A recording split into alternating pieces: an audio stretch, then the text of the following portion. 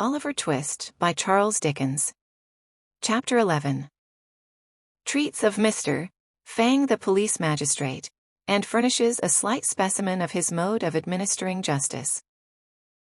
The offense had been committed within the district, and indeed in the immediate neighborhood of, a very notorious metropolitan police office.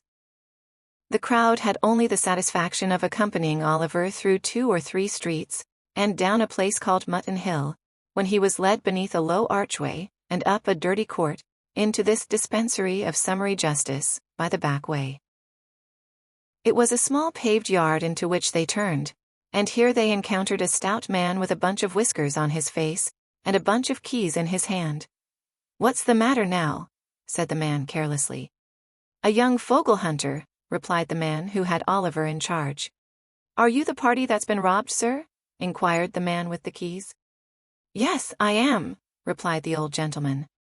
"But I am not sure that this boy actually took the handkerchief. I would rather not press the case." "Must go before the magistrate now, sir," replied the man. "His worship will be disengaged in half a minute.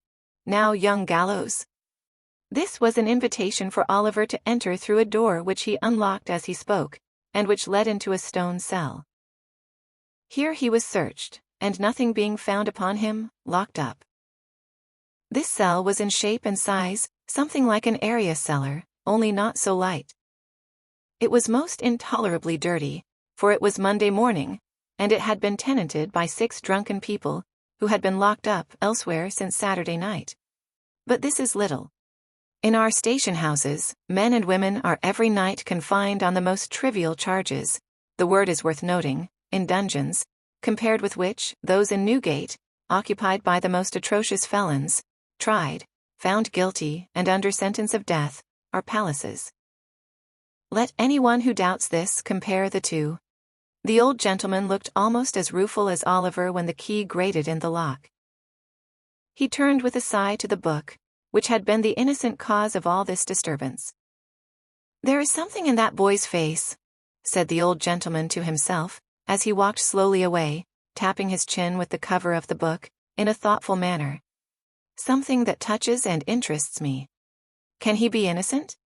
He looked like—" "By the by," exclaimed the old gentleman, halting very abruptly, and staring up into the sky. "Bless my soul! Where have I seen something like that look before?" After musing for some minutes, the old gentleman walked with the same meditative face into a back anteroom opening from the yard, and there, retiring into a corner, called up before his mind's eye a vast amphitheater of faces over which a dusky curtain had hung for many years. "No," said the old gentleman, shaking his head. "It must be imagination." He wandered over them again. He had called them into view, and it was not easy to replace the shroud that had so long concealed them. There were the faces of friends and foes, and of many that had been almost strangers peering intrusively from the crowd. There were the faces of young and blooming girls that were now old women.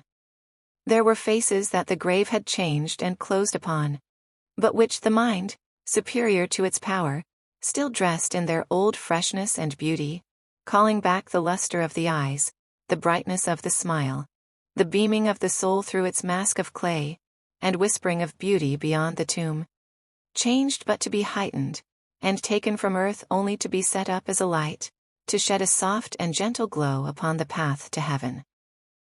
But the old gentleman could recall no one countenance of which Oliver's features bore a trace. So, he heaved a sigh over the recollections he awakened, and being, happily for himself, an absent old gentleman, buried them again in the pages of the musty book. He was roused by a touch on the shoulder, and a request from the man with the keys to follow him into the office. He closed his book hastily, and was at once ushered into the imposing presence of the renowned Mr. Fang. The office was a front parlor with a paneled wall. Mr. Fang sat behind a bar at the upper end, and on one side of the door was a sort of wooden pen in which poor little Oliver was already deposited, trembling very much at the awfulness of the scene. Mr. Fang was a lean, long-backed, stiff-necked, middle-sized man, with no great quantity of hair, and what he had growing on the back and sides of his head. His face was stern and much flushed, If he were really not in the habit of drinking rather more than was exactly good for him, he might have brought action against his countenance for libel, and have recovered heavy damages. The old gentleman bowed respectfully, and advancing to the magistrate's desk, said, suiting the action to the word, "That is my name and address, sir."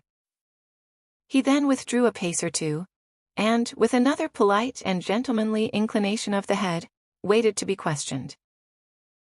Now, it so happened that Mr. Fang was at that moment perusing a leading article in a newspaper of the morning, adverting to some recent decision of his, and commending him, for the 350th time, to the special and particular notice of the Secretary of State for the Home Department. He was out of temper, and he looked up with an angry scowl. "Who are you?" said Mr. Fang.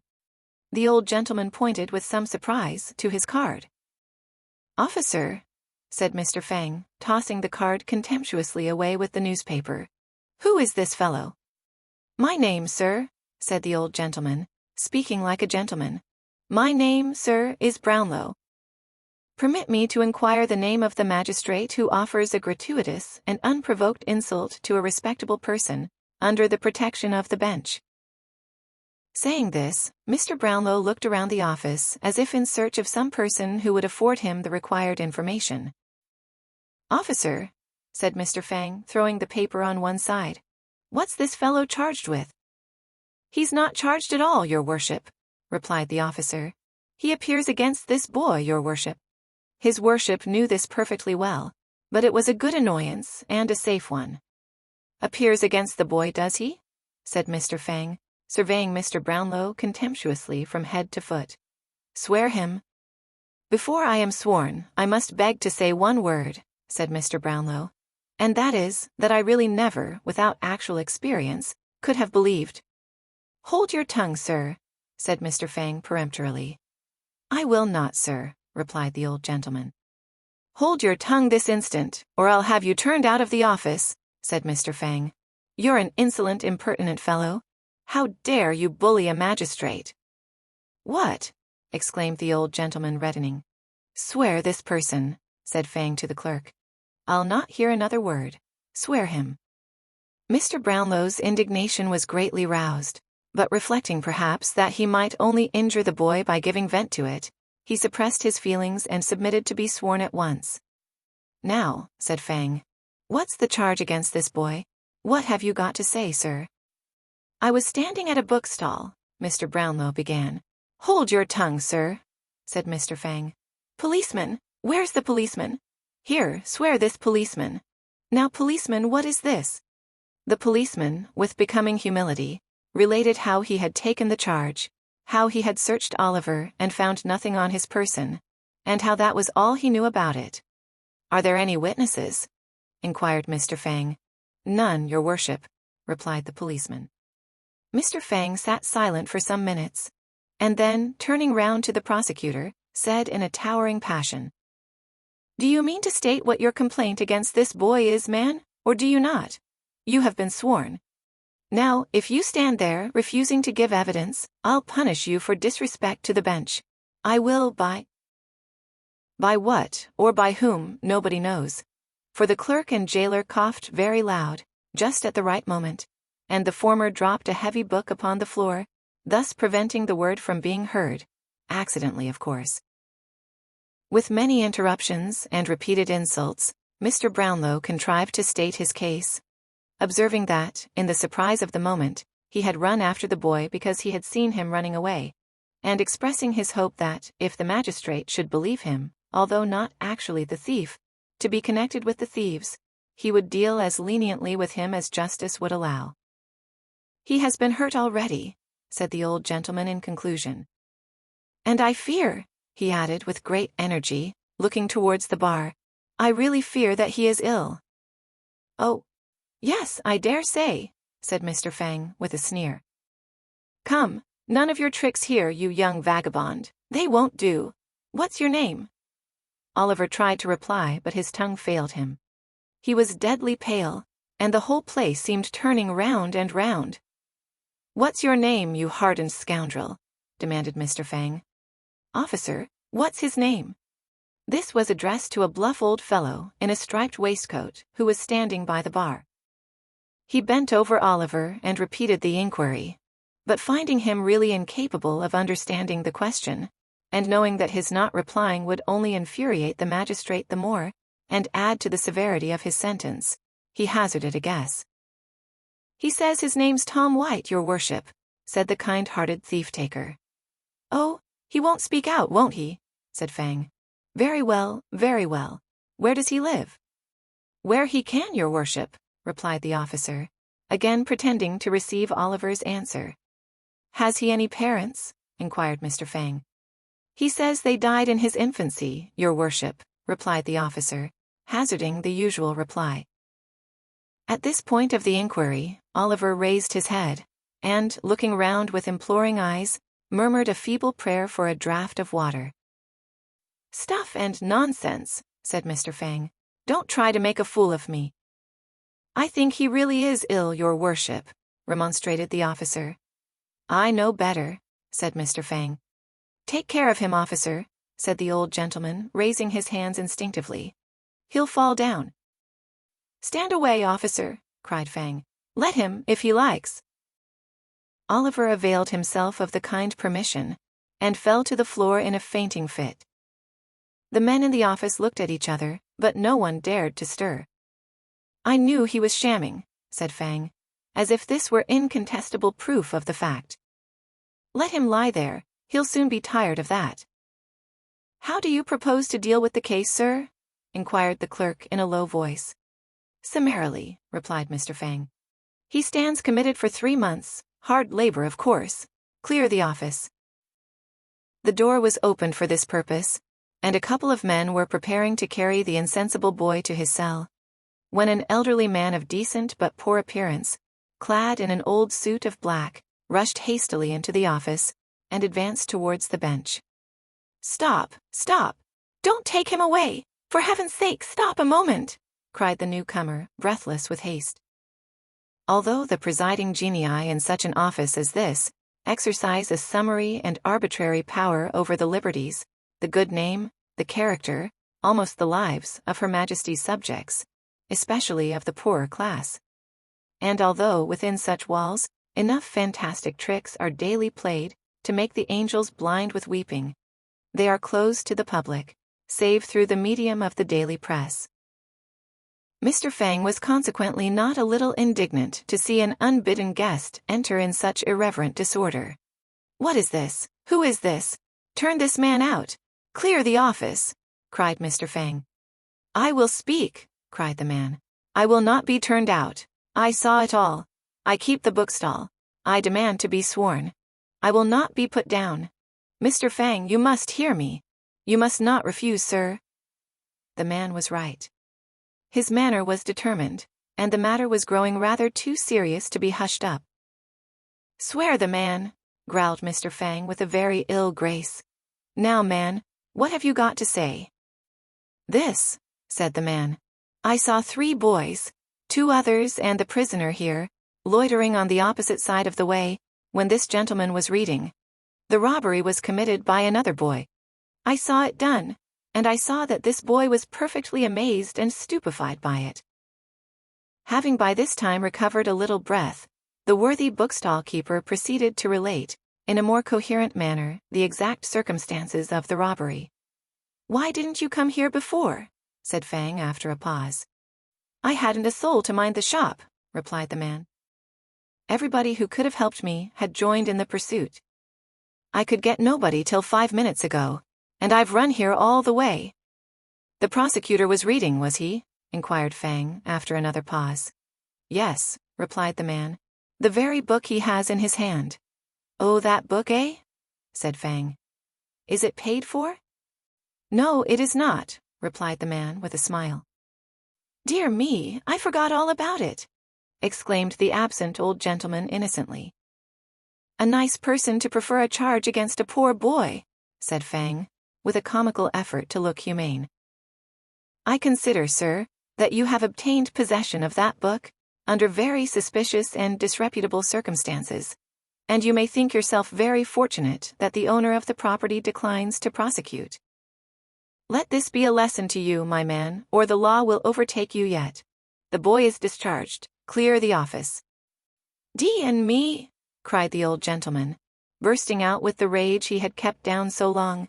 "D&me, I'll—" "Clear the office," said the magistrate. "Officers, do you hear? Clear the office." The mandate was obeyed, and the indignant Mr. Brownlow was conveyed out, with the book in one hand and the bamboo cane in the other, in a perfect frenzy of rage and defiance. He reached the yard, and his passion vanished in a moment. Little OliverTwist lay on his back on the pavement, with his shirt unbuttoned, and his temples bathed with water, his face a deadly white, and a cold tremble convulsing his whole frame. Poor boy," said Mr. Brownlow, bending over him. "Call a coach, somebody, pray, directly." A coach was obtained, and Oliver having been carefully laid on the seat, the old gentleman got in and sat himself on the other. "May I accompany you?"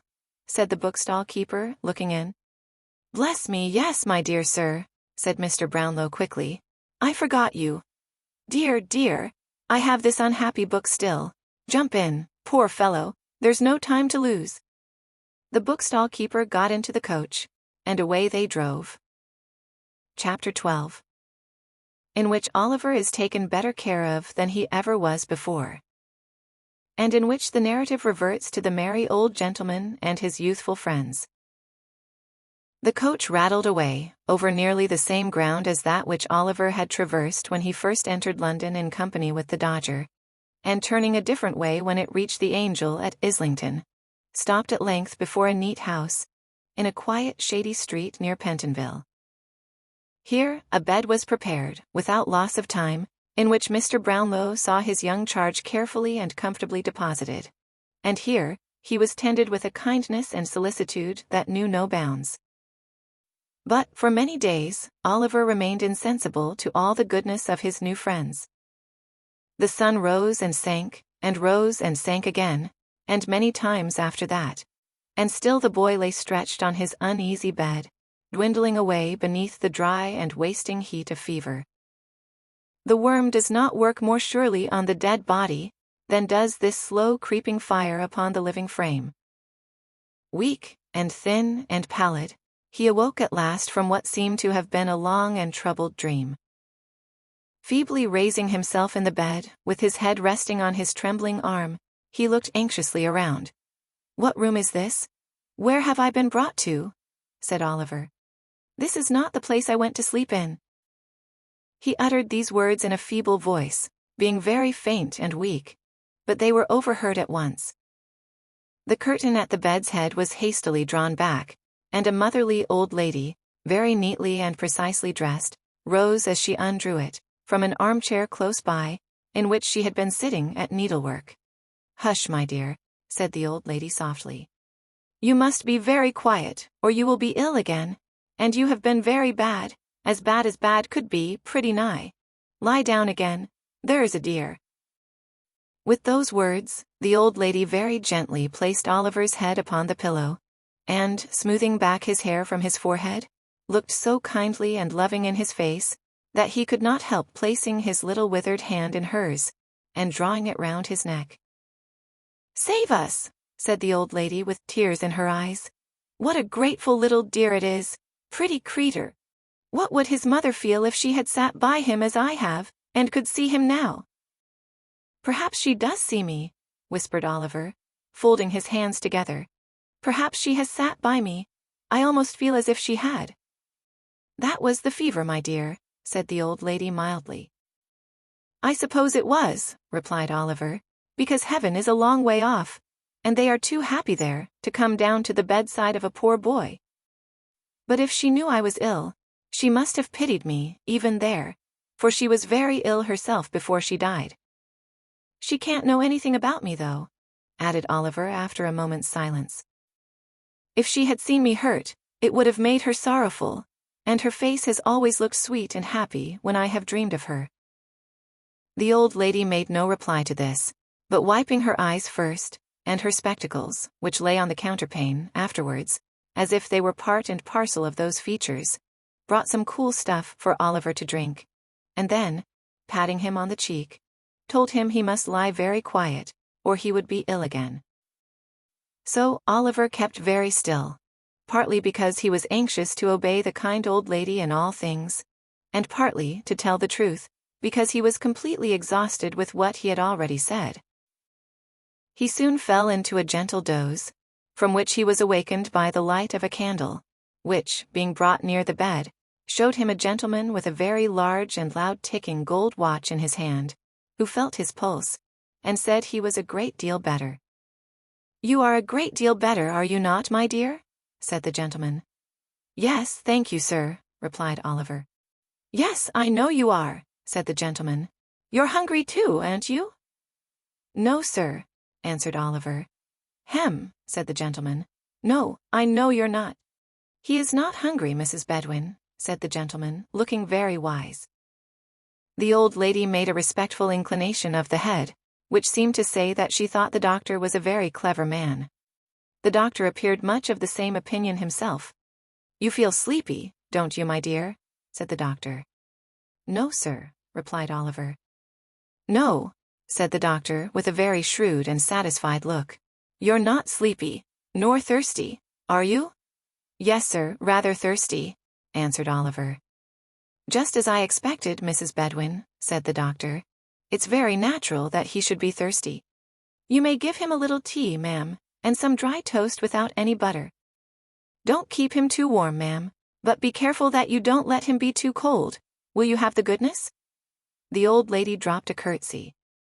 The doctor, after tasting the cool stuff, and expressing a qualified approval of it, hurried away, his boots creaking in a very important and wealthy manner as he went downstairs.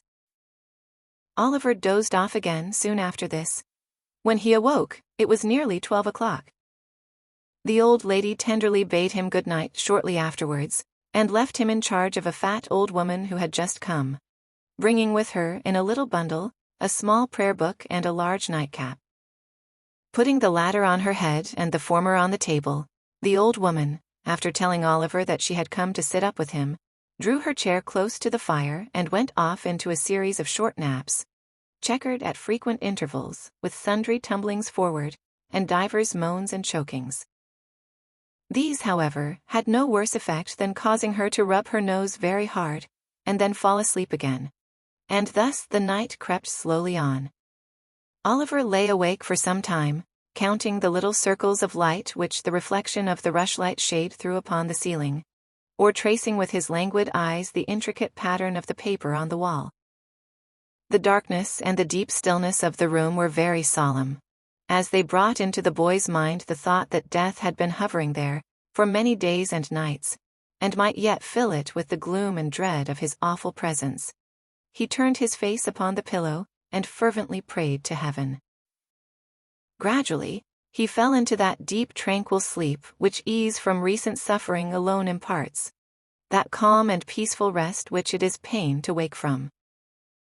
Who, if this were death, would be roused again to all the struggles and turmoils of life, to all its cares for the present, its anxieties for the future, more than all, its weary recollections of the past.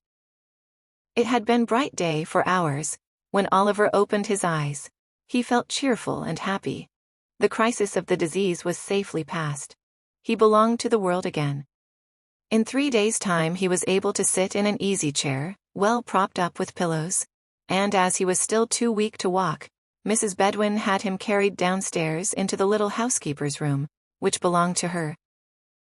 Having him set here by the fireside, the good old lady sat herself down too, and, being in a state of considerable delight at seeing him so much better, forthwith began to cry most violently.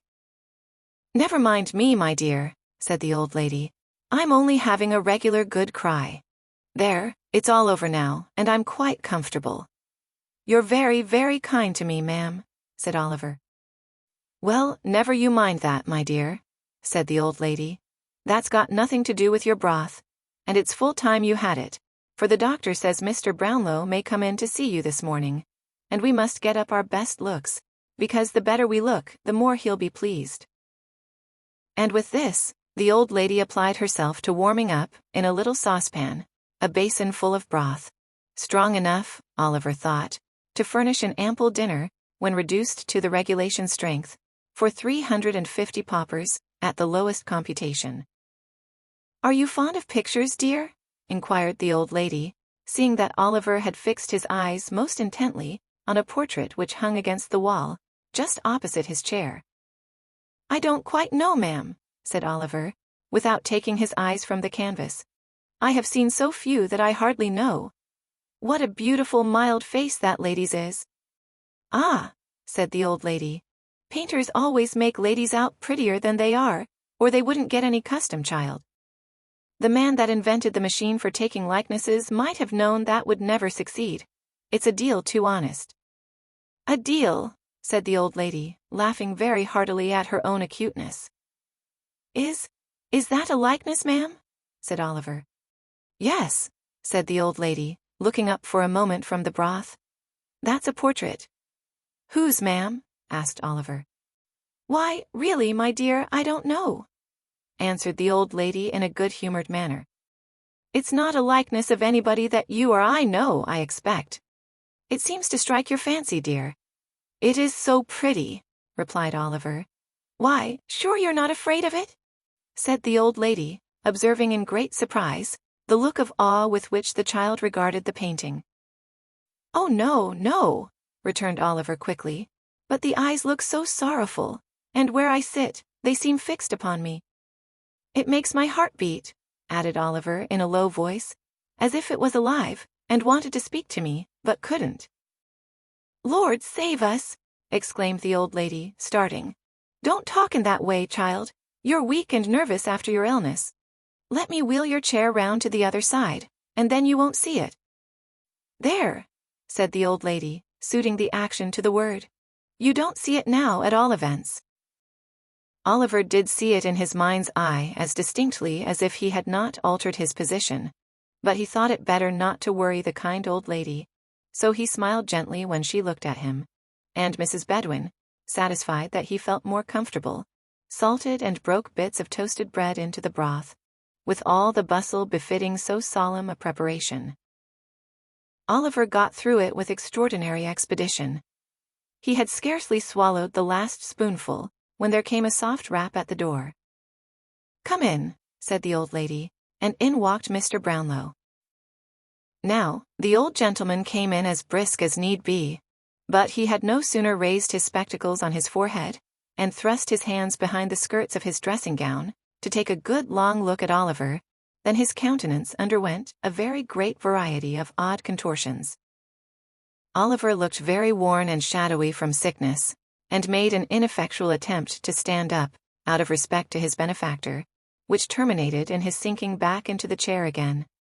And the fact is, if the truth must be told, that Mr. Brownlow's heart, being large enough for any 6 ordinary old gentlemen of humane disposition, forced a supply of tears into his eyes, by some hydraulic process which we are not sufficiently philosophical to be in a condition to explain. Poor boy," said Mr. Brownlow, clearing his throat. "I'm rather hoarse this morning, Mrs. Bedwin. I'm afraid I have caught cold." "I hope not, sir," said Mrs. Bedwin. "Everything you have had has been well aired, sir." "I don't know, Bedwin." "I don't know," said Mr. Brownlow. "I rather think I had a damp napkin at dinner time yesterday. But never mind that. How do you feel, my dear?" "Very happy, sir," replied Oliver. "And very grateful indeed, sir, for your goodness to me." "Good boy," said Mr. Brownlow stoutly.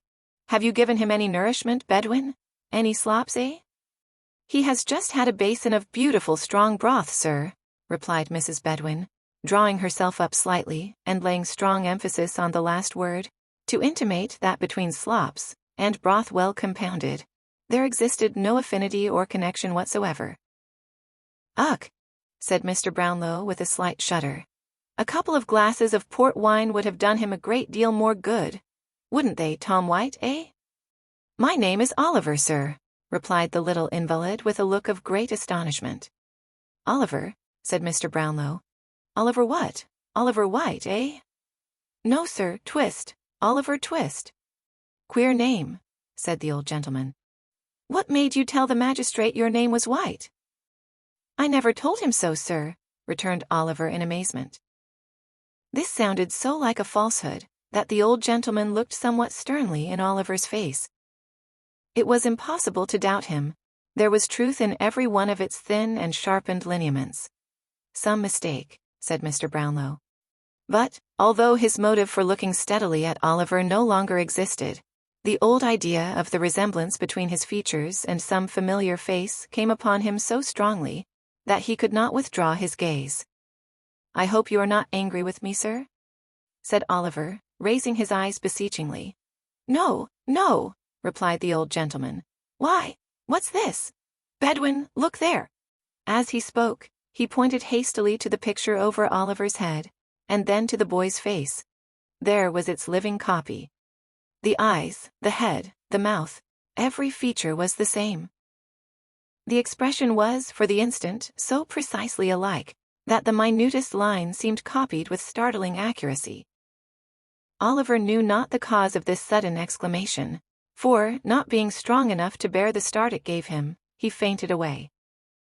A weakness on his part, which affords the narrative an opportunity of relieving the reader from suspense, in behalf of the two young pupils of the merry old gentleman, and of recording that when the Dodger and his accomplished friend Master Bates joined in the hue and cry which was raised at Oliver's heels, in consequence of their executing an illegal conveyance of Mr. Brownlow's personal property, as has been already described, they were actuated by a very laudable and becoming regard for themselves, and forasmuch as the freedom of the subject and the liberty of the individual are among the first and proudest boasts of a true-hearted Englishman, so, I need hardly beg the reader to observe that this action should tend to exalt them in the opinion of all public and patriotic men, in almost as great a degree as this strong proof of their anxiety for their own preservation and safety goes to corroborate and confirm the little code of laws which certain profound and sound-judging philosophers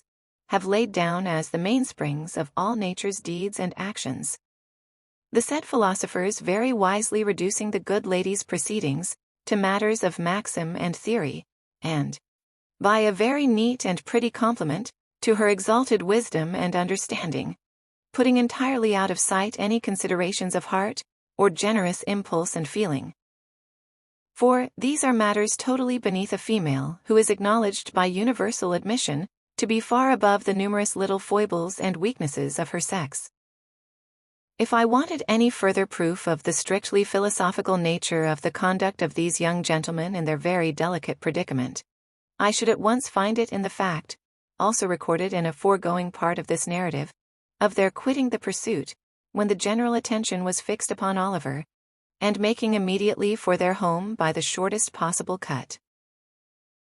Although I do not mean to assert that it is usually the practice of renowned and learned sages to shorten the road to any great conclusion, their course indeed being rather to lengthen the distance, by various circumlocutions and discursive staggerings, like unto those in which drunken men, under the pressure of a too mighty flow of ideas, are prone to indulge.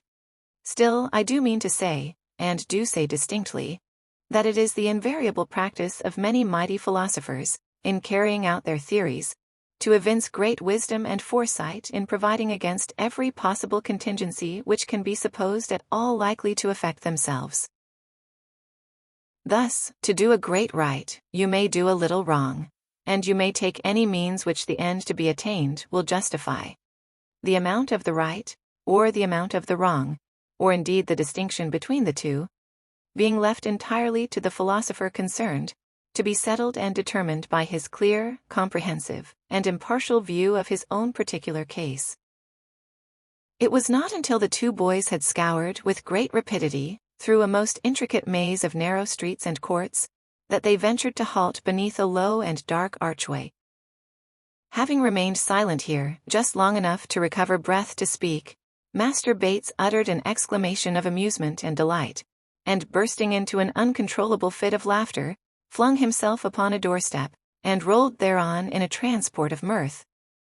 "What's the matter?" inquired the Dodger. "Ha ha! Ha!" roared Charlie Bates. "Hold your noise," remonstrated the Dodger, looking cautiously round. "Do you want to be grabbed, stupid?" "I can't help it," said Charlie. "I can't help it." To see him splitting away at that pace, and cutting round the corners, and knocking up again the posts, and starting on again as if he was made of iron as well as them, and me with the wipe in my pocket, singing out arter him, "Oh, my eye!"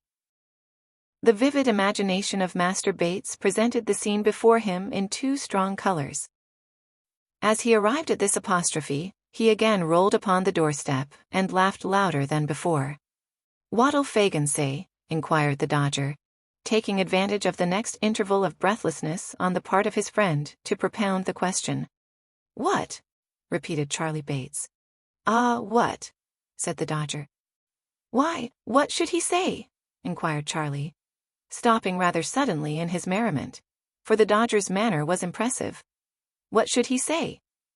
Mr. Dawkins whistled for a couple of minutes, then, taking off his hat, scratched his head and nodded thrice. "What do you mean?" said Charlie. "Tour rule lolu, gammon and spinach. The frog he wouldn't, and high cockalorum," said the Dodger, with a slight sneer on his intellectual countenance. This was explanatory, but not satisfactory. Master Bates felt it so, and again said, "What do you mean?" The Dodger made no reply, but putting his hat on again, and gathering the skirts of his long-tailed coat under his arm, thrust his tongue into his cheek, slapped the bridge of his nose some half-dozen times in a familiar but expressive manner, and turning on his heel, slunk down the court. Master Bates followed with a thoughtful countenance. The noise of footsteps on the creaking stairs, a few minutes after the occurrence of this conversation, roused the merry old gentleman as he sat over the fire with a saveloy and a small loaf in his hand, a pocket-knife in his right, and a pewter pot on the trivet. There was a rascally smile on his white face as he turned round, and looking sharply out from under his thick red eyebrows, bent his ear towards the door and listened. "Why, how's this?" muttered the Jew, changing countenance. "Only two of 'em. Where's the third? They can't have got into trouble. Hark!" The footsteps approached nearer. They reached the landing. The door was slowly opened, and the Dodger and Charlie Bates entered, closing it behind them. Chapter 13. Some new acquaintances are introduced to the intelligent reader, connected with whom various pleasant matters are related, appertaining to this history. "Where's Oliver?" said the Jew, rising with a menacing look. "Where's the boy?" The young thieves eyed their preceptor as if they were alarmed at his violence, and looked uneasily at each other, but they made no reply. "What's become of the boy?" said the Jew, seizing the Dodger tightly by the collar, and threatening him with horrid imprecations. "Speak out, or I'll throttle you." Mr. Fagin looked so very much in earnest, that Charlie Bates, who deemed it prudent in all cases to be on the safe side, and who conceived it by no means improbable that it might be his turn to be throttled second, dropped upon his knees, and raised a loud, well-sustained and continuous roar, something between a mad bull and a speaking trumpet. "Will you speak?" thundered the Jew, shaking the Dodger so much that his keeping in the big coat at all seemed perfectly miraculous. "Why, the traps have got him, and that's all about it," said the Dodger sullenly. "Come, let go o' me, will you?" And, swinging himself, at one jerk, clean out of the big coat, which he left in the Jew's hands, the Dodger snatched up the toasting fork, and made a pass at the merry old gentleman's waistcoat, which, if it had taken effect, would have let a little more merriment out than could have been easily replaced. The Jew stepped back in this emergency, with more agility than could have been anticipated in a man of his apparent decrepitude, and, seizing up the pot, prepared to hurl it at his assailant's head. But Charlie Bates, at this moment, calling his attention by a perfectly terrific howl, he suddenly altered its destination, and flung it full at that young gentleman. "Why, what the blazes is in the wind now?" growled a deep voice. "Who pitched that air at me? It's the beer and not the pot as hit me, or I'd have settled somebody. I might have knowed, as nobody but an infernal, rich, plundering, thundering old Jew could afford to throw away any drink but water, and not that unless he done the river company every quarter. What's it all about, Fagin? Dear me if my neck-handkercher ain't lined with beer. Come in, you sneaking warmint. What are you stopping outside for, as if you was ashamed of your master? Come in." The man who growled out these words was a stoutly built fellow of about 35, in a black velveteen coat, very soiled drab breeches, lace-up half boots, and gray cotton stockings which enclosed a bulky pair of legs with large swelling calves. The kind of legs which in such costume always look in an unfinished and incomplete state without a set of fetters to garnish them. He had a brown hat on his head, and a dirty Belcher handkerchief round his neck, with the long frayed ends of which he smeared the beer from his face as he spoke. He disclosed, when he had done so, a broad heavy countenance with a beard of 3 days' growth, and 2 scowling eyes, one of which displayed various party-colored symptoms of having been recently damaged by a blow. "Come in, d'ye hear?" growled this engaging ruffian. A white shaggy dog with his face scratched and torn in 20 different places skulked into the room. "Why didn't you come in afore?" said the man. "You're getting too proud to own me afore company, are you? Lie down." This command was accompanied with a kick, which sent the animal to the other end of the room. He appeared well used to it, however, for he coiled himself up in a corner very quietly, without uttering a sound, and winking his very ill-looking eyes 20 times in a minute, appeared to occupy himself in taking a survey of the apartment. "What are you up to? Ill-treating the boys, you covetous, avaricious, insatiable old fence?" said the man, seating himself deliberately. "I wonder they don't murder you. I would if I was them. If I'd been your prentice, I'd have done it long ago, and, no, I couldn't have sold you afterwards, for you're fit for nothing but keeping as a curiosity of ugliness in a glass bottle. And I suppose they don't blow glass bottles large enough." "Hush, hush. Mr. Sykes," said the Jew, trembling, "don't speak so loud." "None of your mistering," replied the ruffian. "You always mean mischief when you come that. You know my name, out with it. I shan't disgrace it when the time comes." "Well, well then, Bill Sykes," said the Jew with abject humility. "You seem out of humor, Bill." "Perhaps I am," replied Sykes. "I should think you was rather out of sorts too, unless you mean as little harm when you throw pewter pots about, as you do when you blab and—" "Are you mad?" said the Jew, catching the man by the sleeve and pointing towards the boys. Mr. Sykes contented himself with tying an imaginary knot under his left ear, and jerking his head over on the right shoulder, a piece of dumb show which the Jew appeared to understand perfectly. He then, in cant terms, with which his whole conversation was plentifully besprinkled, but which would be quite unintelligible if they were recorded here, demanded a glass of liquor. "And mind you don't poison it," said Mr. Sykes, laying his hat upon the table. This was said in jest, but if the speaker could have seen the evil leer with which the Jew bit his pale lip as he turned round to the cupboard, he might have thought the caution not wholly unnecessary, or the wish, at all events, to improve upon the distiller's ingenuity, not very far from the old gentleman's merry heart. After swallowing 2 of 3 glasses of spirits, Mr. Sykes condescended to take some notice of the young gentleman, which gracious act led to a conversation, in which the cause and manner of Oliver's capture were circumstantially detailed, with such alterations and improvements on the truth, as to the Dodger appeared most advisable under the circumstances. "I'm afraid," said the Jew, "that he may say something which will get us into trouble." "That's very likely," returned Sykes with a malicious grin. "You're blowed upon, Fagin."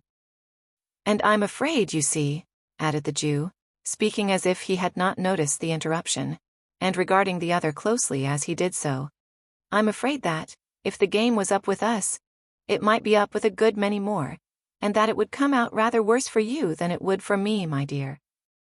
The man started, and turned round upon the Jew, but the old gentleman's shoulders were shrugged up to his ears, and his eyes were vacantly staring on the opposite wall.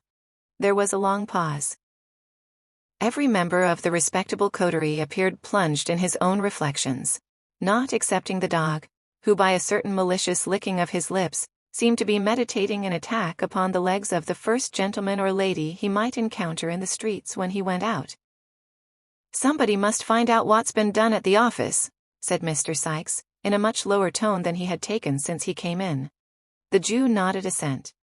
"If he hasn't peached and is committed, "There's no fear till he comes out again," said Mr. Sikes. "And then he must be taken care on. You must get hold of him somehow." Again the Jew nodded. The prudence of this line of action, indeed, was obvious. But, unfortunately, there was one very strong objection to its being adopted. This was, that the Dodger and Charlie Bates and Fagin and Mr. William Sikes happened, one and all, to entertain a violent and deeply rooted antipathy to going near a police office on any ground or pretext whatever. How long they might have sat and looked at each other, in a state of uncertainty not the most pleasant of its kind, it is difficult to guess. It is not necessary to make any guesses on the subject, however, for the sudden entrance of the two young ladies whom Oliver had seen on a former occasion caused the conversation to flow afresh. "The very thing," said the Jew. "That will go. Won't you, my dear?" "Where's?" inquired the young lady. "Only just up to the office, my dear," said the Jew coaxingly. It is due to the young lady to say that she did not positively affirm that she would not, but that she merely expressed an emphatic and earnest desire to be blessed if she would. A polite and delicate evasion of the request, which shows the young lady to have been possessed of that natural good breeding which cannot bear to inflict upon a fellow creature the pain of a direct and pointed refusal. The Jew's countenance fell. He turned from this young lady, who was gaily, not to say gorgeously attired in a red gown, green boots, and yellow curl papers, to the other female. "Nancy, my dear," said the Jew in a soothing manner, "what do you say?" "That it won't do, so it's no use trying it on, Fagin," replied Nancy. "What do you mean by that?" said Mr. Sikes, looking up in a surly manner. "What I say, Bill," replied the lady collectedly. "Why, you're just the very person for it," reasoned Mr. Sikes. "Nobody about here knows anything of you." "And as I don't want him to, neither," replied Nancy in the same composed manner. "It's rather more no than yes with me, Bill." "She'll go, Fagin," said Sikes. "No, she won't, Fagin," said Nancy. "Yes, she will, Fagin," said Sikes. And Mr. Sikes was right. By dint of alternate threats, promises, and bribes, the lady in question was ultimately prevailed upon to undertake the commission. She was not, indeed, withheld by the same considerations as her agreeable friend. For, having recently removed into the neighborhood of Field Lane, from the remote but genteel suburb of Ratcliffe, she was not under the same apprehension of being recognized by any of her numerous acquaintances. Accordingly, with a clean white apron tied over her gown, and her curl papers tucked up under a straw bonnet, both articles of dress being provided from the Jew's inexhaustible stock, Miss Nancy prepared to issue forth on her errand. "Stop a minute, my dear," said the Jew, producing a little covered basket. "Carry that in one hand, it looks more respectable, my dear." "Give her a door key to carry in her t'other one, Fagin," said Sikes. "It looks real and Genevieve-like." "Yes, yes, my dear, so it does," said the Jew, hanging a large street door key on the forefinger of the young lady's right hand. "There, very good." "Very good indeed, my dear," said the Jew, rubbing his hands. "Oh, my brother! My poor, dear, sweet, innocent little brother!" exclaimed Nancy, bursting into tears, and wringing the little basket and the street door key in an agony of distress. "What has become of him? Where have they taken him to? Oh, do have pity, and tell me what's been done with the dear boy, gentlemen. Do, gentlemen, if you please, gentlemen." Having uttered those words in a most lamentable and heartbroken tone, to the immeasurable delight of her hearers, Miss Nancy paused, winked to the company, nodded smilingly round, and disappeared. "Ah, she's a clever girl, my dears," said the Jew, turning round to his young friends, and shaking his head gravely, as if in mute admonition to them to follow the bright example they had just beheld. "She's a honor to her sex," said Mr. Sikes, filling his glass and smiting the table with his enormous fist. "Here's her health, and wishing they was all like her." While these and many other encomiums were being passed on the accomplished Nancy, that young lady made the best of her way to the police office, whither, notwithstanding a little natural timidity consequent upon walking through the streets alone and unprotected, she arrived in perfect safety shortly afterwards. Entering by the back way, she tapped softly with the key at one of the cell doors and listened. There was no sound within, so she coughed and listened again. Still there was no reply, so she spoke. "Nolly, dear," murmured Nancy in a gentle voice. "Nolly." There was nobody inside but a miserable shoeless criminal, who had been taken up for playing the flute, and who, the offense against society having been clearly proved, had been very properly committed by Mr. Fang to the House of Correction for 1 month. With the appropriate and amusing remark that since he had so much breath to spare, it would be more wholesomely expended on the treadmill than in a musical instrument. He made no answer, being occupied mentally bewailing the loss of the flute, which had been confiscated for the use of the county. So Nancy passed on to the next cell, and knocked there. "Well," cried a faint and feeble voice, "is there a little boy here?" inquired Nancy with a preliminary sob. "No," replied the voice. "God forbid." This was a vagrant of 65, who was going to prison for not playing the flute, or in other words for begging in the streets, and doing nothing for his livelihood. In the next cell was another man, who was going to the same prison for hawking tin saucepans without license, thereby doing something for his living in defiance of the stamp office.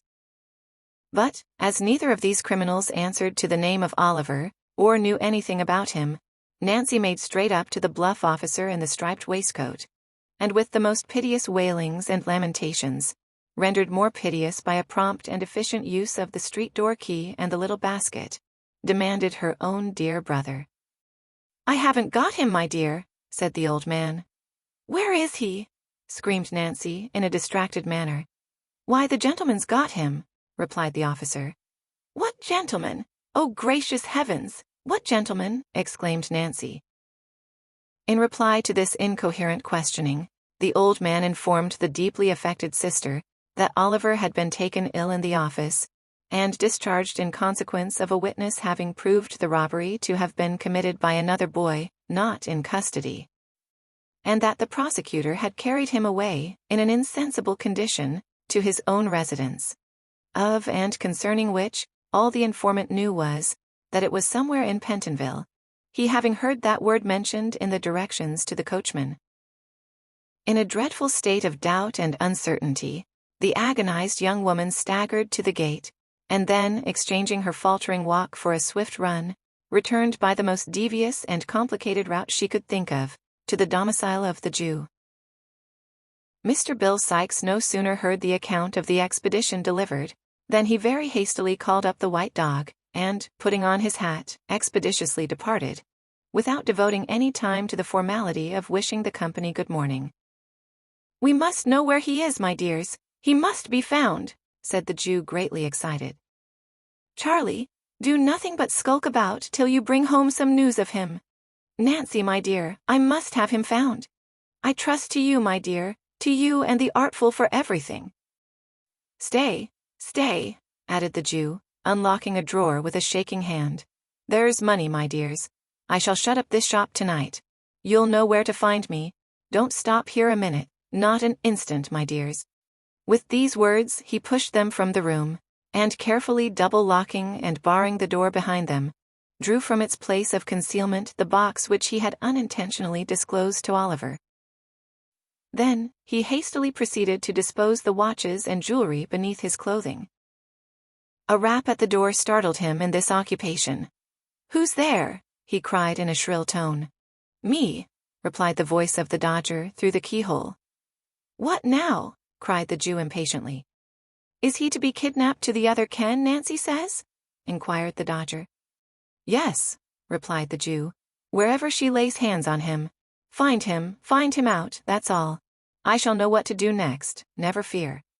The boy murmured a reply of intelligence, and hurried downstairs after his companions. "He has not peached so far," said the Jew as he pursued his occupation. "If he means to blab us among his new friends, we may stop his mouth yet." Chapter 14. Comprising further particulars of Oliver's stay at Mr. Brownlow's, with the remarkable prediction which one Mr. Grimwig uttered concerning him, when he went out on an errand. Oliver soon recovering from the fainting fit into which Mr. Brownlow's abrupt exclamation had thrown him. The subject of the picture was carefully avoided, both by the old gentleman and Mrs. Bedwin, in the conversation that ensued, which indeed bore no reference to Oliver's history or prospects, but was confined to such topics as might amuse without exciting him. He was still too weak to get up to breakfast, but when he came down into the housekeeper's room next day, his first act was to cast an eager glance at the wall, in the hope of again looking on the face of the beautiful lady. His expectations were disappointed, however, for the picture had been removed. "Ah," said the housekeeper, watching the direction of Oliver's eyes. "It is gone, you see." "I see it is, ma'am," replied Oliver. "Why have they taken it away?" "It has been taken down, child, because Mr. Brownlow said that as it seemed to worry you, perhaps it might prevent your getting well, you know," rejoined the old lady. "Oh, no, indeed, it didn't worry me, ma'am," said Oliver. "I liked to see it. I quite loved it." "Well, well," said the old lady good-humoredly. "You get well as fast as ever you can, dear, and it shall be hung up again. There, I promise you that. Now let us talk about something else." This was all the information Oliver could obtain about the picture at that time. As the old lady had been so kind to him in his illness, he endeavored to think no more of the subject just then. So he listened attentively to a great many stories she told him, about an amiable and handsome daughter of hers, who was married to an amiable and handsome man, and lived in the country, and about a son, who was clerk to a merchant in the West Indies, and who was also such a good young man, and wrote such dutiful letters home 4 times a year, that it brought the tears into her eyes to talk about them. When the old lady had expatiated a long time on the excellences of her children, and the merits of her kind good husband besides, who had been dead and gone, poor dear soul, just 26 years, it was time to have tea. After tea she began to teach Oliver cribbage, which he learnt as quickly as she could teach, and at which game they played, with great interest and gravity, until it was time for the invalid to have some warm wine and water, with a slice of dry toast, and then to go cosily to bed. They were happy days, those of Oliver's recovery. Everything was so quiet and neat and orderly, everybody so kind and gentle, that after the noise and turbulence in the midst of which he had always lived, it seemed like heaven itself. He was no sooner strong enough to put his clothes on properly than Mr. Brownlow caused a complete new suit, and a new cap, and a new pair of shoes to be provided for him. As Oliver was told that he might do what he liked with the old clothes, he gave them to a servant who had been very kind to him, and asked her to sell them to a Jew, and keep the money for herself. This she very readily did, and as Oliver looked out of the parlor window, and saw the Jew roll them up in his bag and walk away, he felt quite delighted to think that they were safely gone, and that there was now no possible danger of his ever being able to wear them again. They were sad rags, to tell the truth, and Oliver had never had a new suit before. One evening, about a week after the affair of the picture, as he was sitting talking to Mrs. Bedwin, there came a message down from Mr. Brownlow, that if OliverTwist felt pretty well, he should like to see him in his study, and talk to him a little while. "Bless us and save us! Wash your hands, and let me part your hair nicely for you, child," said Mrs. Bedwin. "Dear heart alive! If we had known he would have asked for you, we would have put you a clean collar on, and made you as smart as sixpence." Oliver did as the old lady bade him, and although she lamented grievously, meanwhile, that there was not even time to crimp the little frill that bordered his shirt collar, he looked so delicate and handsome, despite that important personal advantage, that she went so far as to say, looking at him with great complacency from head to foot, that she really didn't think it would have been possible, on the longest notice, to have made much difference in him for the better. Thus encouraged, Oliver tapped at the study door. On Mr. Brownlow calling to him to come in, he found himself in a little back room, quite full of books, with a window, looking into some pleasant little gardens. There was a table drawn up before the window, at which Mr. Brownlow was seated reading. When he saw Oliver, he pushed the book away from him, and told him to come near the table and sit down. Oliver complied, marveling where the people could be found to read such a great number of books as seemed to be written to make the world wiser. Which is still a marvel to more experienced people than Oliver Twist, every day of their lives. "There are a good many books, are there not, my boy?" said Mr. Brownlow, observing the curiosity with which Oliver surveyed the shelves that reached from the floor to the ceiling. "A great number, sir," replied Oliver. "I never saw so many." "You shall read them if you behave well," said the old gentleman kindly. "And you will like that better than looking at the outsides, that is, some cases, because there are books of which the backs and covers are by far the best parts." "I suppose they are those heavy ones, sir," said Oliver, pointing to some large quartos, with a good deal of gilding about the binding. "Not always those," said the old gentleman, patting Oliver on the head and smiling as he did so. "There are other equally heavy ones, though of a much smaller size." "How should you like to grow up a clever man and write books, eh?" "I think I would rather read them, sir," replied Oliver. "What? Wouldn't you like to be a book writer?" said the old gentleman. Oliver considered a little while, and at last said, he should think it would be a much better thing to be a bookseller. Upon which the old gentleman laughed heartily, and declared he had said a very good thing. Which Oliver felt glad to have done, though he by no means knew what it was. "Well, well," said the old gentleman, composing his features, "don't be afraid. We won't make an author of you, while there's an honest trade to be learnt, or brickmaking to turn to." "Thank you, sir," said Oliver. At the earnest manner of his reply, the old gentleman laughed again, and said something about a curious instinct, which Oliver, not understanding, paid no very great attention to. "Now," said Mr. Brownlow, speaking if possible in a kinder, but at the same time in a much more serious manner than Oliver had ever known him assume yet, "I want you to pay great attention, my boy, to what I am going to say. I shall talk to you without any reserve, because I am sure you are well able to understand me, as many older persons would be." "Oh, don't tell you are going to send me away, sir, pray," exclaimed Oliver, alarmed at the serious tone of the old gentleman's commencement. "Don't turn me out of doors to wander in the streets again. Let me stay here and be a servant. Don't send me back to the wretched place I came from. Have mercy upon a poor boy, sir." "My dear child," said the old gentleman, moved by the warmth of Oliver's sudden appeal, "you need not be afraid of my deserting you, unless you give me cause." "I never, never will, sir," interposed Oliver. "I hope not," rejoined the old gentleman. "I do not think you ever will. I have been deceived before in the objects whom I have endeavored to benefit. But I feel strongly disposed to trust you, nevertheless, and I am more interested in your behalf than I can well account for, even to myself. The persons on whom I have bestowed my dearest love lie deep in their graves. But although the happiness and delight of my life lie buried there too, I have not made a coffin of my heart, and sealed it up forever, on my best affections. Deep affliction has but strengthened and refined them." As the old gentleman said this in a low voice, more to himself than to his companion, and as he remained silent for a short time afterwards, Oliver sat quite still. "Well, well," said the old gentleman at length, in a more cheerful tone, "I only say this because you have a young heart, and knowing that I have suffered great pain and sorrow, you will be more careful perhaps not to wound me again. You say you are an orphan, without a friend in the world. All the inquiries I have been able to make confirm the statement. Let me hear your story, where you come from, who brought you up, and how you got into the company in which I found you. Speak the truth, and you shall not be friendless while I live."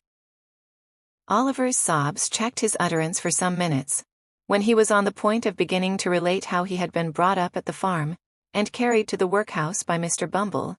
A peculiarly impatient little double knock was heard at the street door, and the servant, running upstairs, announced Mr. Grimwig. "Is he coming up?" inquired Mr. Brownlow. "Yes, sir," replied the servant. "He asked if there were any muffins in the house, and when I told him yes, he said he had come to tea." Mr. Brownlow smiled, and turning to Oliver, said that Mr. Grimwig was an old friend of his, and he must not mind his being a little rough in his manners, for he was a worthy creature at bottom, as he had reason to know. "Shall I go downstairs, sir?" inquired Oliver. "No," replied Mr. Brownlow. "I would rather you remained here." At this moment, there walked into the room, supporting himself by a thick stick, a stout old gentleman, rather lame in one leg, who was dressed in a blue coat, striped waistcoat, nankeen breeches and gaiters, and a broad-brimmed white hat, with the sides turned up with green. A very small plaited shirt frill stuck out from his waistcoat, and a very long steel watch chain, with nothing but a key at the end, dangled loosely below it. The ends of his white neckerchief were twisted into a ball about the size of an orange. The variety of shapes into which his countenance was twisted defy description. He had a manner of screwing his head on one side when he spoke, and of looking out of the corners of his eyes at the same time, which irresistibly reminded the beholder of a parrot. In this attitude he fixed himself the moment he made his appearance, and, holding out a small piece of orange peel at arm's length, exclaimed in a growling, discontented voice, "Look here, do you see this? Isn't it a most wonderful and extraordinary thing that I can't call at a man's house, but I find a piece of this poor surgeon's friend on the staircase? I've been lamed with orange peel once, and I know orange peel will be my death, or I'll be content to eat my own head, sir." This was the handsome offer with which Mr. Grimwig backed and confirmed nearly every assertion he made, and it was the more singular in his case, because, even admitting for the sake of argument, the possibility of scientific improvements being brought to that pass, which will enable a gentleman to eat his own head in the event of his being so disposed, Mr. Grimwig's head was such a particularly large one, that the most sanguine man alive could hardly entertain a hope of being able to get through it at a sitting, to put entirely out of the question a very thick coating of powder. "I'll eat my head, sir," repeated Mr. Grimwig, striking his stick upon the ground. "Hullo, what's that?" looking at Oliver and retreating a pace or two. "This is young Oliver Twist, whom we were speaking about," said Mr. Brownlow. Oliver bowed. "You don't mean to say that's the boy who had the fever, I hope?" said Mr. Grimwig, recoiling a little more. "Wait a minute, don't speak. Stop," continued Mr. Grimwig abruptly, losing all dread of the fever in his triumph at the discovery. "That's the boy who had the orange." "If that's not the boy, sir, who had the orange, and threw this bit of peel upon the staircase, I'll eat my head, and his too." "No, no, he has not had one," said Mr. Brownlow, laughing. "Come, put down your hat, and speak to my young friend." "I feel strongly on this subject, sir," said the irritable old gentleman, drawing off his gloves. "There's always more or less orange peel on the pavement in our street, and I know it's put there by the surgeon's boy at the corner. A young woman stumbled over a bit last night, and fell against my garden railings. Directly she got up, I saw her look towards his infernal red lamp with the pantomime light. 'Don't go to him,' I called out of the window. 'He's an assassin, a man-trap.' 'So he is. If he is not—' Here the irascible old gentleman gave a great knock on the ground with his stick, which was always understood by his friends to imply the customary offer, whenever it was not expressed in words. Then, still keeping his stick in his hand, he sat down, and opening a double eyeglass, which he wore attached to a broad black riband, took a view of Oliver, who, seeing that he was the object of inspection, colored and bowed again. "That's the boy, is it?" said Mr. Grimwig at length. "That's the boy," replied Mr. Brownlow. "How are you, boy?" said Mr. Grimwig. "A great deal better, thank you, sir," replied Oliver. Mr. Brownlow, seeming to apprehend that his singular friend was about to say something disagreeable, asked Oliver to step downstairs and tell Mrs. Bedwin they were ready for tea, which, as he did not half like the visitor's manner, he was very happy to do. "He is a nice-looking boy, is he not?" inquired Mr. Brownlow. "I don't know," replied Mr. Grimwig pettishly. "Don't know?" "No, I don't know. I never see any difference in boys. I only knew two sort of boys, mealy boys and beef-faced boys." "And which is Oliver?" "Mealy." "I know a friend who has a beef-faced boy, a fine boy, they call him, with a round head and red cheeks and glaring eyes, a horrid boy, with a body and limbs that appeared to be swelling out of the seams of his blue clothes, with the voice of a pilot and the appetite of a wolf. "I know him, the wretch." "Come," said Mr. Brownlow, "these are not the characteristics of young Oliver Twist, so he needn't excite your wrath." "They are not," replied Mr. Grimwig. "He may have worse." Here, Mr. Brownlow coughed impatiently, which appeared to afford Mr. Grimwig the most exquisite delight. "He may have worse, I say," repeated Mr. Grimwig. "Where does he come from? Who is he? What is he?" "He has had a fever. What of that?" "Fevers are not peculiar to good people, are they? Bad people have fevers sometimes, haven't they, eh? I knew a man who was hung in Jamaica for murdering his master. He had had a fever 6 times. He wasn't recommended to mercy on that account. Pooh, nonsense." Now, the fact was that in the inmost recesses of his own heart, Mr. Grimwig was strongly disposed to admit that Oliver's appearance and manner were unusually prepossessing. But he had a strong appetite for contradiction, sharpened on this occasion by the finding of the orange peel. And, inwardly determining that no man should dictate to him whether a boy was well-looking or not, he had resolved, from the first, to oppose his friend. When Mr. Brownlow admitted that on no one point of inquiry could he yet return a satisfactory answer, and that he had postponed any investigation into Oliver's previous history until he thought the boy was strong enough to hear it, Mr. Grimwig chuckled maliciously. And he demanded with a sneer whether the housekeeper was in the habit of counting the plate at night, because if she didn't find a tablespoon or 2 missing some sunshiny morning, why he would be content to, and so forth. All this, Mr. Brownlow, although himself somewhat of an impetuous gentleman, knowing his friend's peculiarities, bore with great good humor, as Mr. Grimwig, at tea, was graciously pleased to express his entire approval of the muffins. Matters went on very smoothly, and Oliver, who made one of the party, began to feel more at his ease than he had yet done in the fierce old gentleman's presence. "And when are you going to hear a full, true, and particular account of the life and adventures of Oliver Twist?" asked Grimwig of Mr. Brownlow, at the conclusion of the meal, looking sideways at Oliver, as he resumed his subject. "Tomorrow morning," replied Mr. Brownlow. "I would rather he was alone with me at the time." "Come up to me tomorrow morning at 10 o'clock, my dear." "Yes, sir," replied Oliver. He answered with some hesitation, because he was confused by Mr. Grimwig's looking so hard at him. "I'll tell you what," whispered that gentleman to Mr. Brownlow.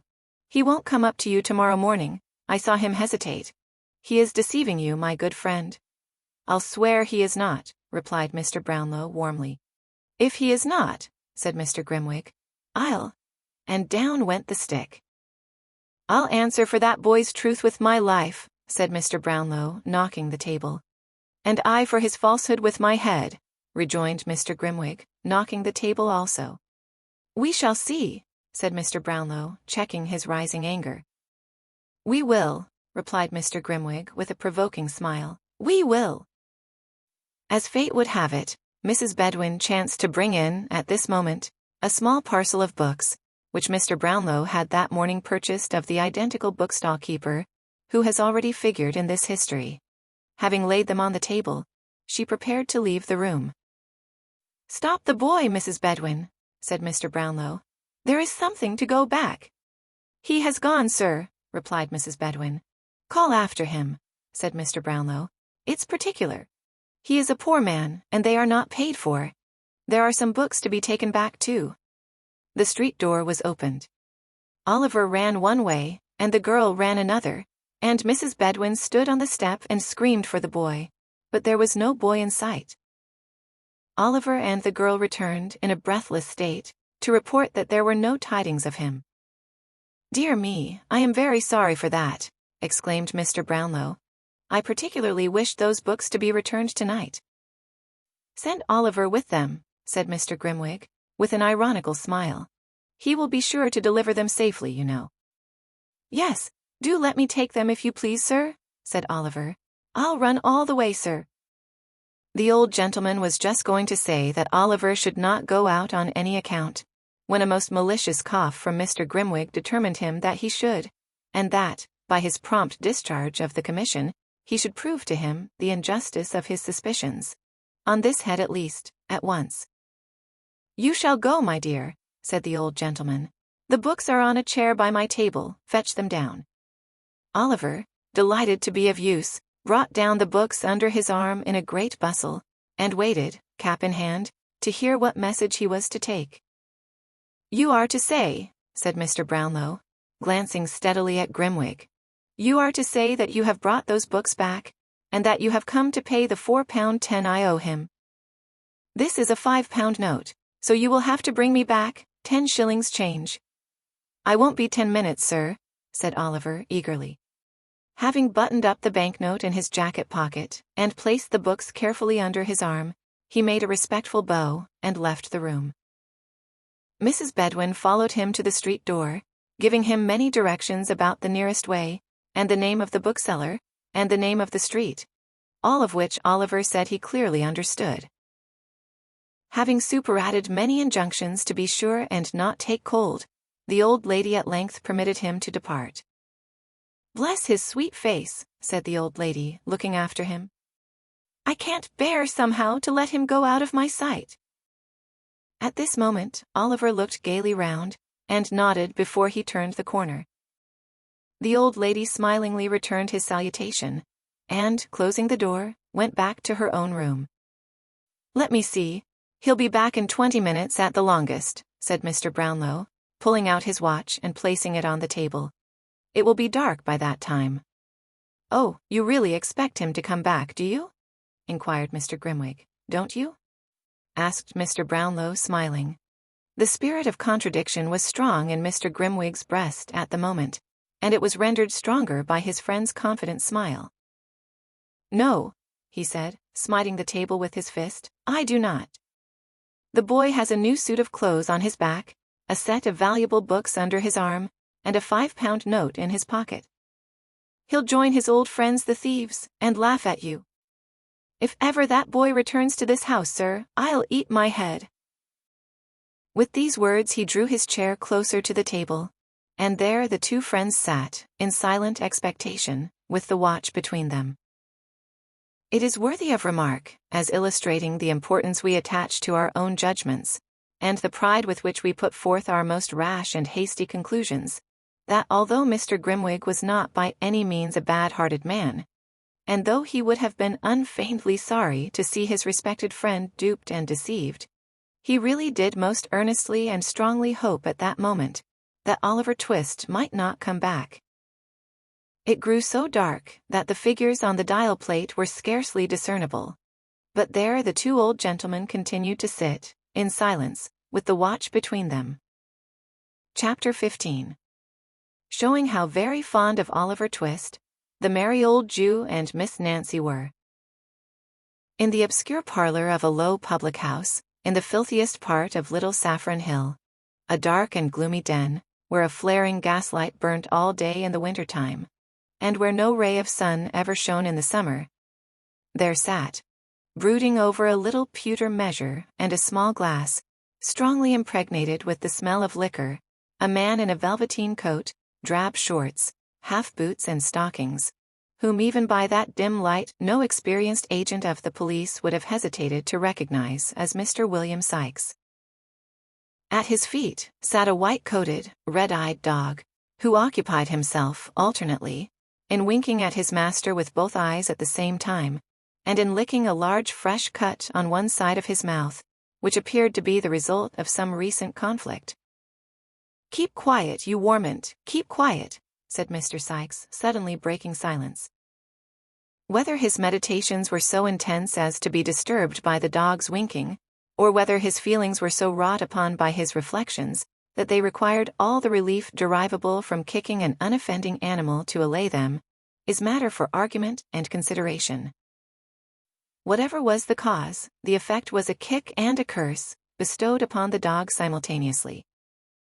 Dogs are not generally apt to revenge injuries inflicted upon them by their masters.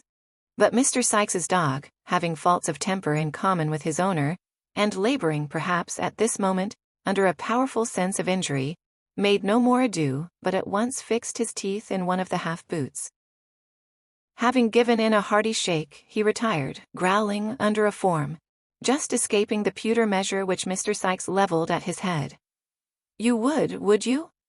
said Sikes, seizing the poker in one hand, and deliberately opening with the other a large clasp knife, which he drew from his pocket. "Come here, you born devil! Come here, do ye hear?"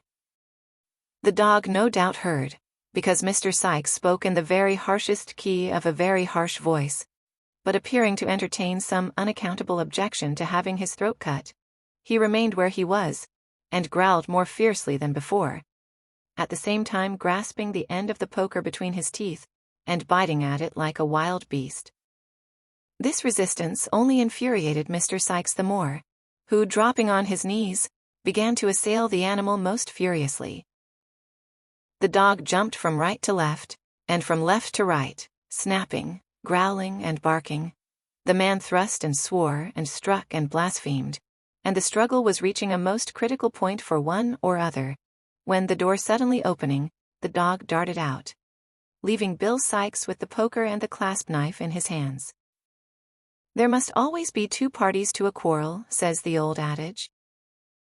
Mr. Sikes, being disappointed of the dog's participation, at once transferred his share in the quarrel to the newcomer.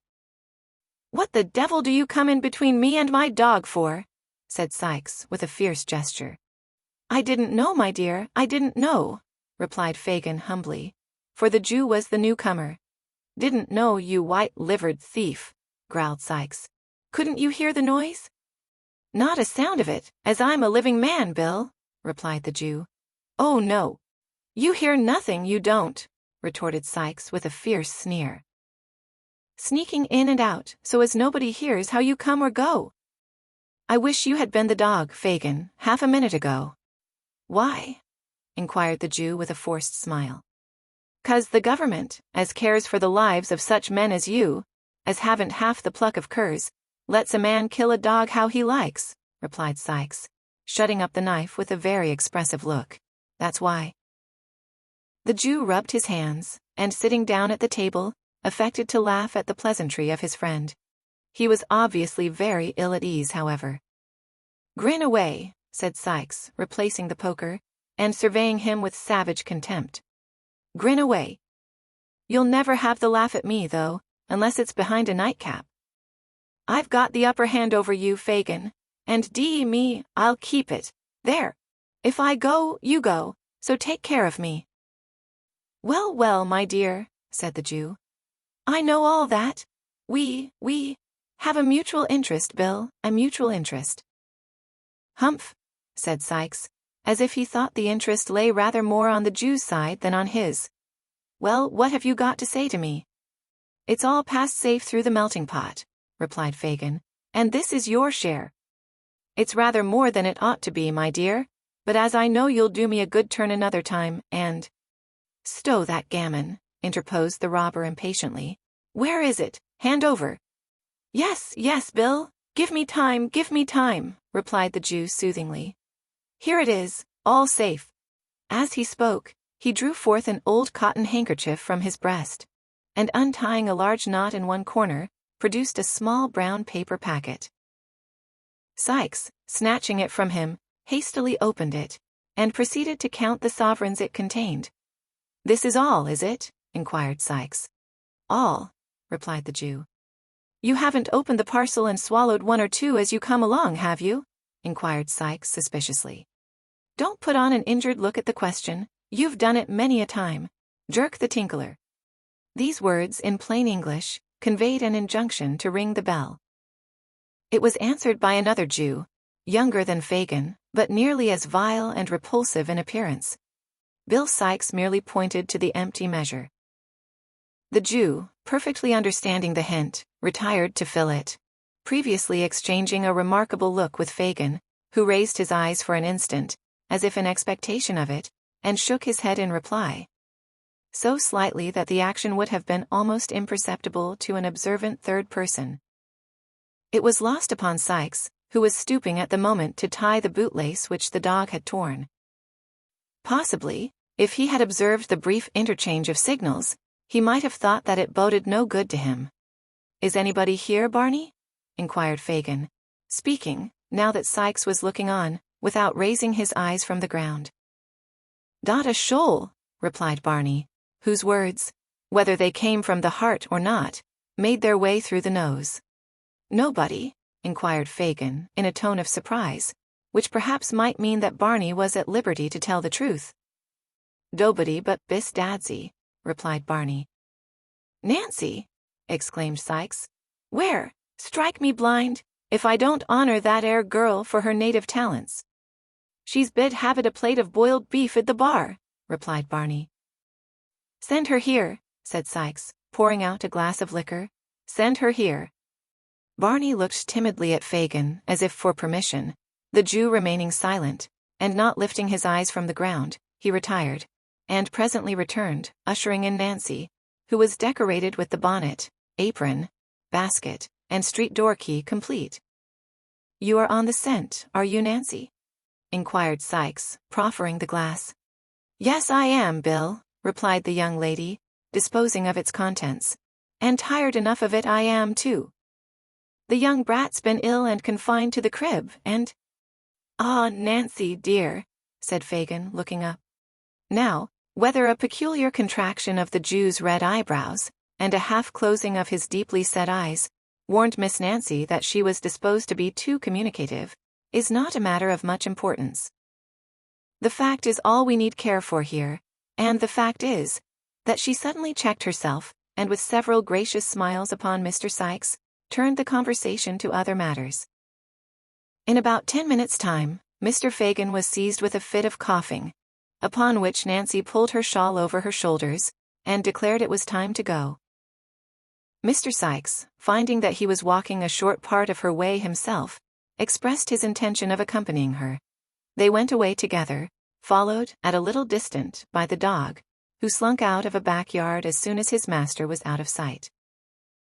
The Jew thrust his head out of the room door when Sikes had left it, looked after him as he walked up the dark passage, shook his clenched fist, muttered a deep curse, and then, with a horrible grin, reseated himself at the table, where he was soon deeply absorbed in the interesting pages of the hue and cry. Meanwhile, OliverTwist, little dreaming that he was within so very short a distance of the merry old gentleman, was on his way to the bookstall. When he got into Clerkenwell, he accidentally turned down a by-street which was not exactly in his way, but not discovering his mistake until he had got halfway down it, and knowing it must lead in the right direction, he did not think it worth while to turn back, and so marched on as quickly as he could, with the books under his arm. He was walking along, thinking how happy and contented he ought to feel, and how much he would give for only one look at poor little Dick, who, starved and beaten, might be weeping bitterly at that very moment, when he was startled by a young woman screaming out very loud, "Oh, my dear brother!" And he had hardly looked up to see what the matter was, when he was stopped by having a pair of arms thrown tight round his neck. "Don't!" cried Oliver, struggling. "Let go of me. Who is it? What are you stopping me for?" The only reply to this was a great number of loud lamentations from the young woman who had embraced him, and who had a little basket and a street door key in her hand. "Oh, my gracious!" said the young woman. "I have found him! Oh, Oliver! Oliver! Oh, you naughty boy, to make me suffer such distress on your account! Come home, dear, come! Oh, I've found him! Thank gracious goodness heavens, I've found him!" With these incoherent exclamations, the young woman burst into another fit of crying, and got so dreadfully hysterical that a couple of women who came up at the moment asked a butcher's boy with a shiny head of hair anointed with suet, who was also looking on, whether he didn't think he had better run for the doctor. To which the butcher's boy, who appeared of a lounging, not to say indolent disposition, replied that he thought not. "Oh, no, no, never mind," said the young woman, grasping Oliver's hand. "I'm better now. Come home directly, you cruel boy, come." "Oh, ma'am," replied the young woman, "he ran away near a month ago, from his parents, who are hard-working and respectable people, and went and joined a set of thieves and bad characters, and almost broke his mother's heart. "Young wretch," said one woman. "Go home, do, you little brute," said the other. "I am not," replied Oliver, greatly alarmed. "I don't know her. I haven't any sister, or father and mother either. I'm an orphan. I live at Pentonville." "Only hear him, how he braves it out," cried the young woman. "Why, it's Nancy!" exclaimed Oliver, who now saw her face for the first time, and started back in irrepressible astonishment. "You see, he knows me," cried Nancy, appealing to the bystanders. "He can't help himself. Make him come home, there's good people, or he'll kill his dear mother and father and break my heart." "What the devil's this?" said a man, bursting out of a beer shop, with a white dog at his heels. "Young Oliver, come home to your poor mother, you young dog. Come home directly." "I don't belong to them. I don't know them. Help! Help!" cried Oliver, struggling in the man's powerful grasp. "Help!" repeated the man. "Yes, I'll help you, you young rascal. What books are these? You've been a-stealing 'em, have you? Give 'em here." With these words, the man tore the volumes from his grasp and struck him on the head. "That's right," cried a looker-on from a garret window. "That's the only way of bringing him to his senses." "To be sure," cried a sleepy-faced carpenter, casting an approving look at the garret window. "It'll do him good," said the two women. "And he shall have it too," rejoined the man, administering another blow and seizing Oliver by the collar. "Come on, you young villain. Here, Bullseye, mind him, boy, mind him." Weak with recent illness, stupefied by the blows and the suddenness of the attack, terrified by the fierce growling of the dog and the brutality of the man, overpowered by the conviction of the bystanders that he really was the hardened little wretch he was described to be, what could one poor child do? Darkness had set in. It was a low neighborhood. No help was near. Resistance was useless. In another moment he was dragged into a labyrinth of dark, narrow courts, and was forced along them at a pace which rendered the few cries he dared to give utterance to unintelligible. It was of little moment, indeed, whether they were intelligible or no, for there was nobody to care for them, had they been ever so plain. The gas lamps were lighted. Mrs. Bedwin was waiting anxiously at the open door. The servant had run up the street 20 times to see if there were any traces of Oliver, and still the two old gentlemen sat perseveringly in the dark parlor, with the watch between them. Thank you for listening. This audio is brought to you by EFL FlashCards. Follow us for updates and more audio content. Stay tuned.